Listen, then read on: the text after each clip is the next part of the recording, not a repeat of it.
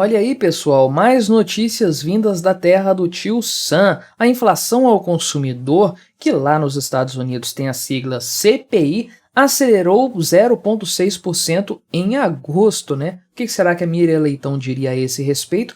Aqui no Brasil, ela comemorou o aumento da inflação para o mês de agosto, aí, surpreendendo o mercado e tudo mais. Ela disse que era uma coisa boa, não tem problema nenhum. Será que ela diria o mesmo desse índice aqui, lá dos Estados Unidos, que foi mensurado lá na terra do tio Sam? Vamos dar uma olhada nas notícias econômicas novas, então, lá dos Estados Unidos, que estão chegando aí, agora que nós já passamos do primeiro semestre, né? As notícias do primeiro semestre já foram finalizadas, tratei de várias aqui no canal. Vamos ver essa aqui então e as repercussões que isso pode ter aqui no Brasil e no restante do mundo, né? Não se esqueça, deixe o seu like e o seu comentário neste vídeo, se inscreva no meu canal se você ainda não for inscrito e se você quiser colaborar financeiramente aqui com este meu modesto trabalho, torne-se membro do canal com valores a partir de R$ 1,99 por mês. Você me ajuda bastante dessa forma, não é? Então, o pessoal aqui mensurou em 0,6% o índice da inflação ao consumidor, ou seja, o aumento de preços de forma generalizada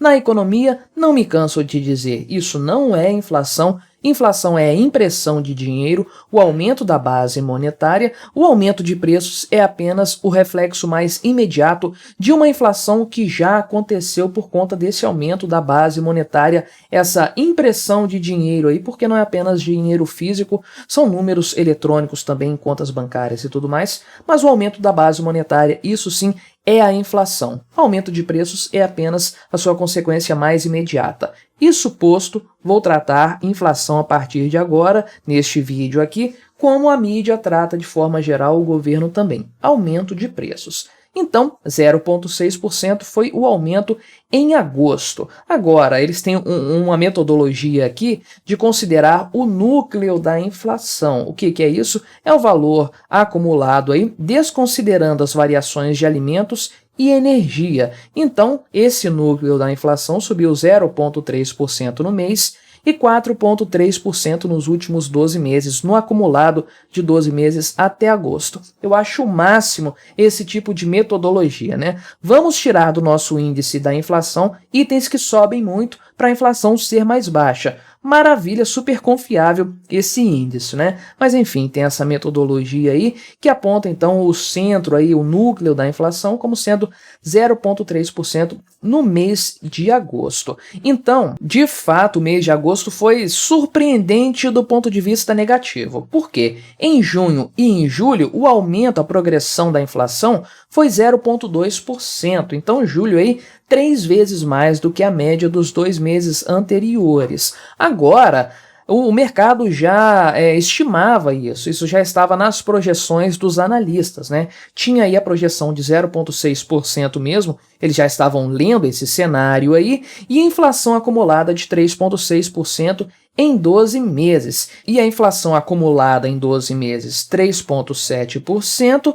sendo que o mercado estava projetando 3,6%. Ah, mas ali em cima falou 4,3%. Pois é, aqui é aquele núcleo da inflação desconsiderando alguns preços, né? Então aí, nesse caso, o que estava acumulado anteriormente era 4,7%, agora caiu para 4,3%. Então, na verdade, este núcleo da inflação até está melhorando, por assim dizer. Não sei se é exatamente muito confiável, né? Agora, o aumento da gasolina foi realmente expressivo nesse período aí, 10,6%, metade do aumento da inflação no mês de agosto se deve exclusivamente à gasolina lá nos Estados Unidos, né? Então, o núcleo aí das projeções passou um pouco do que estava previsto pelo mercado, não muita coisa, né? Mas havia aí uma projeção de 0,2%, conforme nós vimos aí, 0,3% foi o valor do núcleo da inflação em si, não é? A inflação da habitação, que eles chamam de shelter, subiu 0,3% aí,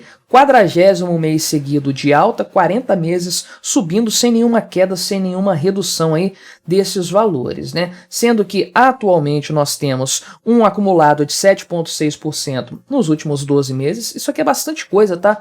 Para os padrões norte-americanos. Um aumento de preços para o Brasil desses aqui atualmente também seria alto, né? Mas estamos falando dos Estados Unidos, não do Brasil, que já teve situações de 10, 11% nos últimos anos, nas últimas décadas aí, e já teve hiperinflação no passado, né? Estamos falando dos Estados Unidos, que sempre foram muito mais controlados nesse sentido. Também os alimentos tiveram aumentos constantes aí nos últimos tempos, 0,2% aí teve de aumento em agosto, mesma proporção de julho, sendo que no acumulado de 12 meses, então a inflação dos alimentos lá nos Estados Unidos foi aí de 4,3%, mais ou menos aí como esse núcleo aí também da inflação que está apurado, acumulado nos últimos 12 meses. E aí, por incrível que pareça, esses números econômicos dentro do previsto, né, do consenso do mercado, isso aí fez o dólar cair. Por que que isso fez o dólar cair? É engraçado, até um movimento engraçado, mas tudo isso é por conta da questão da reunião do Fed, né, do Banco Central lá dos Estados Unidos, que vai acontecer em breve e vai decidir os rumos, aí, o futuro das taxas de juros no país, que atualmente estão na faixa aí de 5%, 5,25 a 5,50 também. Dólar caiu ontem, né, dia 13 de setembro, quando esses números foram divulgados. Estou gravando isso na noite do dia 14 de setembro. Dólar caiu em relação ao real 0,71%, 4,91 e alguma coisa reais um dólar, né? Então, o que que acontece? As pessoas previram, então, já que a inflação está dentro das medidas atribuídas aí pelo mercado, os números que o consenso do mercado apresentou, o mercado financeiro, isso significa que provavelmente não vai haver um aumento na taxa de juros aí do Federal Reserve. A expectativa que tinha feito o dólar subir nos últimos dias aí e tudo mais é de que os números fossem piores, os números da inflação, o que certamente representaria a necessidade do Fed aumentar a taxa de juros para conter a inflação, então, com base no aumento do preço generalizado, dos preços generalizados na economia, muito acima das expectativas do mercado. Então, o que que aconteceria se o Fed aumentasse a taxa de juros básica lá nos Estados Unidos? Isso, num primeiro momento, chuparia os dólares de todo mundo, levaria eles de volta para os Estados Unidos. Esse é um efeito muito conhecido, o pessoal chama de dólar milkshake, né?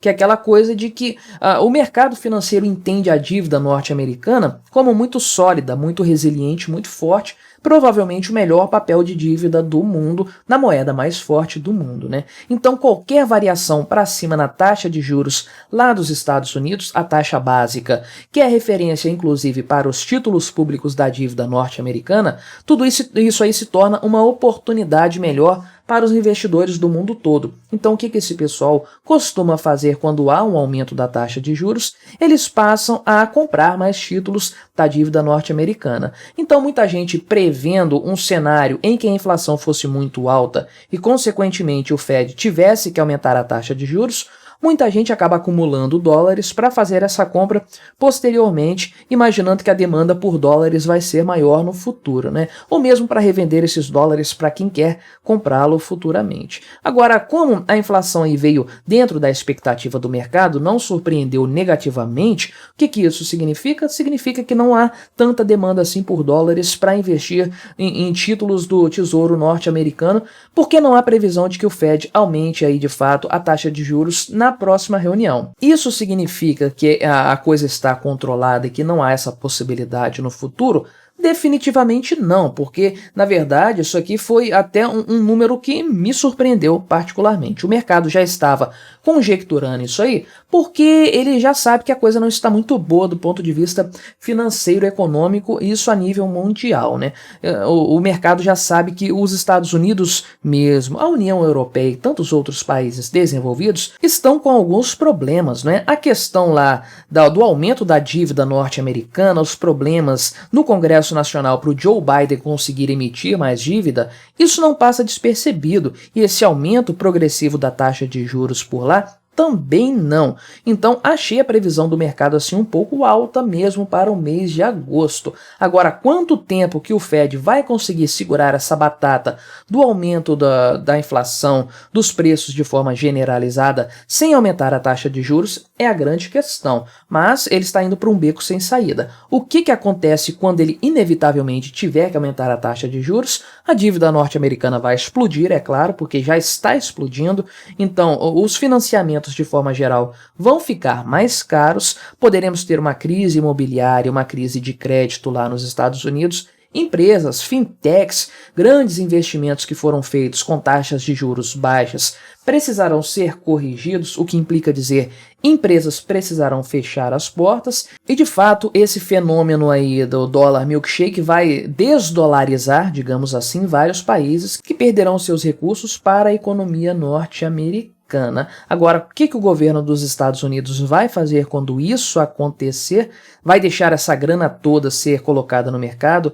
Vai imprimir dinheiro para salvar empresas falindo? Se ele fizer isso, ele vai dobrar a aposta, a inflação vai continuar subindo. Veja que é um beco sem saída. Infelizmente, nós que moramos em países subdesenvolvidos, que têm uma economia fraca, tendemos a sofrer mais nessa história. Mas o que você achou desses números aqui, então, da economia norte-americana? Eles te surpreenderam? Você estava esperando algo assim já? Colabore com o nosso debate, se inscreva no meu canal se você ainda não for inscrito e até a próxima.